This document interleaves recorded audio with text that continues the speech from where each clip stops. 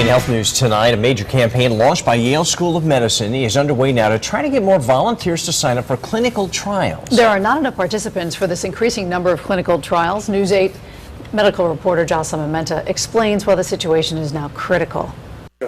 There is no cure for type 1 diabetes, known as juvenile diabetes, common among children. But a clinical trial at Yale School of Medicine could change the overall landscape. The purpose of the trial is to determine whether a drug that we've used to treat people with diabetes will actually be able to prevent the development of the disease in people who are at very high risk.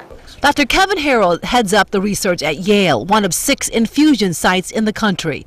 The challenge is finding people for the study, like Kelly Oliver, with a family history. Her brother has been treated for type 1 diabetes since he was 13 years old, putting Kelly more at risk for also developing it. Complications of type 1 diabetes include neuropathy, cardiovascular disease, blindness even. I mean, these are real problems, and these are real problems that we have to take the initiative to change. It's not a problem if there's a solution, and that's what we're working on.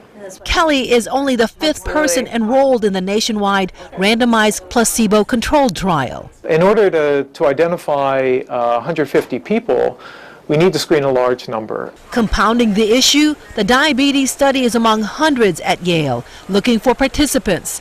The public push to help discover cures is all about realizing potential life-saving treatments. We have a large number of clinical trials, and the number is increasing. I think also that as the School of Medicine focuses on translating discoveries from the laboratory to the bedside, there's more demand for volunteers in clinical trials. Volunteers like Kelly are monitored closely, getting the best health care possible free. That if the study proves successful, that people will begin to think about stopping diabetes before it actually happens. When it comes down to it, do you want to watch history happen, or do you want to be a part of it?